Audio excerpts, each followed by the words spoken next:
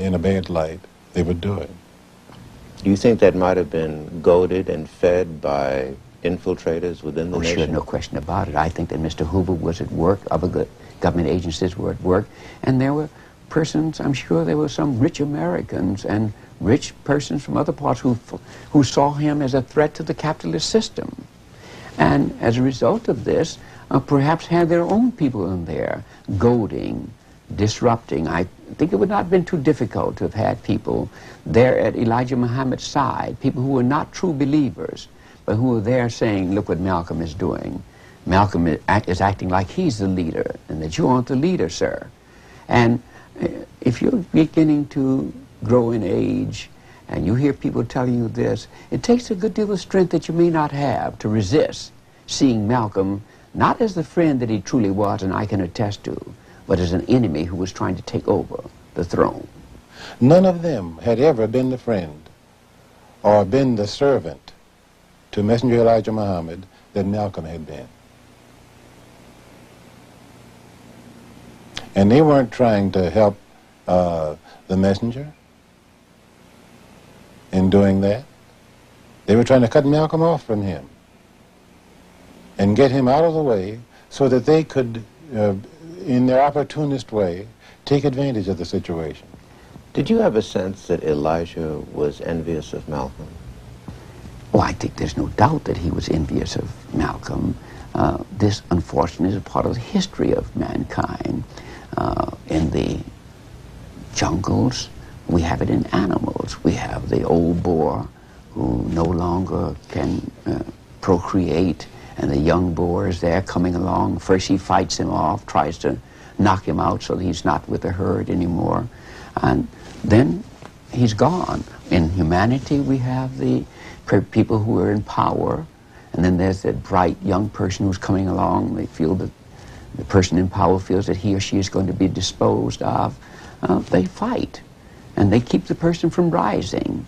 The old, unfortunately, sometimes don't want the young to rise up and be powerful because they're afraid of being displaced. I think certainly there's no question in my mind that the Honorable Elijah Muhammad was unhappy with the power of Malcolm X. He called me up from Chicago one day, and he told me, he says, I want you to meet me at the airport. He said, I'm on the way out back to the East Coast. He was in Chicago. He said, I'm on my way back to the East Coast, but there's something I want to talk to you about before I go there. So I'll get my ticket in a way where I can stop off and lay over in Detroit for a short time. And when I went, so I met him at the airport, and he looked like he was sick. He just couldn't seem to get himself together. I never saw him in that condition. And he told me what he had found out. Very simply, Malcolm learned that Elijah had made at least a half a dozen of his personal secretaries pregnant. This shook Malcolm to the bone, because Malcolm's devotion to Elijah was based upon Malcolm's complete belief and acceptance in Elijah's high moral code. By having confidence in the leader of the Muslim movement, if someone came to me and I had no knowledge whatsoever of what had taken place, and they told me what I'm saying, I would kill them myself. The only thing that would prevent me from killing someone who made a statement like this, they would have to be able to let me know that it's true. Now, if anyone had come to me other than Mr. Muhammad's son, I never would have believed it, even enough to look into it. But I had been around him so closely, I had seen indications of the reality of it, but my religious sincerity made me block it out of my mind. I said, you have been so busy that you just haven't had time to listen to anything, and said nobody was going to tell you. I said, I wasn't going to tell you, because the first thing you would have done was went back to the Chicago, and because that's where he was. He would name names, who said it, and everything, and you had put somebody on the spot because they were trying to pull his coat, as he might call it. On November 22nd of 1963, President Kennedy was assassinated, and Malcolm made some comments about that assassination. Elijah Muhammad sentenced Malcolm to 90 days of silence for those comments. Well, Malcolm accepted that verdict. And during that period of 90 days, Malcolm X sent a constant stream of letters to Elijah. At the same time, however, he sensed the importance of having some record of these letters that he was sending to Elijah. So he locked himself up in motel rooms on several occasions and tape recorded these letters. Dear Holy Apostle, one of the main reasons people want to divide you and me is because they know Allah has blessed me to be your best representative as well as your best defender. The only ones here who may think I'm against you are those who are not really with you themselves. This is a dangerous position to be in because it only adds division upon division. I know now how Isaac felt when Abraham took him upon the mountain to sacrifice him. Only love for his father made him submit silently to what looked like certain death. I know how Job felt when everyone was looking at him, wondering what sin he had committed. His worst pain must have come from his inability to open his mouth and explain the real reason for his condition. As I told you, I've been working on these notes I've taken during conversations with you during the past 10 years. Whenever I feel lonely, forsaken, or even angry, I go back to the words of wisdom and healing in these notes. There is both hope and life in your words. With Allah's help and your permission, I can turn out a book about your life, your teachings, your work, and the program that will bring tears to your eyes, and would not only go a long way toward waking up the dead nation, but would also add to the financial needs of the nation. I do it just like I was working for you, but would actually ask nothing in return. I've received my pay from you already a millionfold.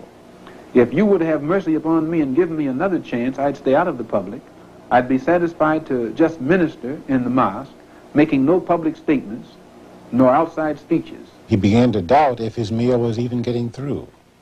He felt like somebody there was receiving that meal and getting it, and it wasn't getting to the messenger. Because he continuously write to the messenger and tell him what he had heard, or report to him things that he thought he ought to make known, hoping to get some kind of guidance from the messenger as to how it should be handled. So in other words, he tried to send the olive branch to Elijah, but many around Elijah intercepted it? Intercepted it in order to keep that from taking place. They didn't want to see that happen. And he still found himself not reinstated into the Nation of Islam. Malcolm realized that he had been silenced for reasons other than his Kennedy statement. If you'll notice, they use their newspaper to slander me and to label me as a hypocrite and as a rebel, and Mr. Muhammad himself said that I defected. Well, in reality, I never even left the Muslim movement. They put me out. So he decided to stay out of the Nation of Islam, and he struck out on his own. Yet, he, in his public pronouncement at least, refused to attack Elijah Muhammad. In fact, he openly voiced his support and continued belief in Elijah. I'm a believer in the Honorable Elijah and follower of the Honorable Elijah Muhammad. I'm still a Muslim. My religion is Islam. I run into some obstacles in the Nation of Islam, and I feel that I can best serve the Honorable Elijah Muhammad's purpose and program and carry into existence what I feel, I understand, concerning his objectives better on the outside than I can on the inside. And now that I have the independence of action, it's my intention to work with everybody or against everybody, whatever the case may be, to try and get some kind of immediate solution to the problems that are confronting our people. I told him then, I said, the best thing for you to do is take your family and leave here. Go to Africa or anywhere and let this thing cool down. Immediately I saw the need for a base. And so since I am a Muslim, and I knew that I could never stand up in public and represent Mr. Muhammad anymore, and at the same time I didn't at that time want to say why I couldn't represent him, I knew, as his son told me, Wallace Muhammad, that the only salvation for the Muslims, they would have to turn toward the Orthodox religion of Islam. And it was Mr. Muhammad's son, Wallace Muhammad, who encouraged me to make the pilgrimage to Mecca and get myself orientated into the knowledge of the Orthodox religion of Islam. And at the same time, since I was a nationalist, I had to have a better knowledge of what the attitude of Africans was toward our people in this country, so I made a tour through the African nations. In Egypt, I had an audience with President Gamal Abdel Nasser for about an hour and a half. In Tanganyika, I spent 3 hours with Julius Nyerere. I flew from Tanganyika and Zanzibar to Kenya with Prime Minister Jomo Kenyatta, who's now President Jomo Kenyatta, and Dr. Milton Obote, who will be a Prime Minister of Uganda,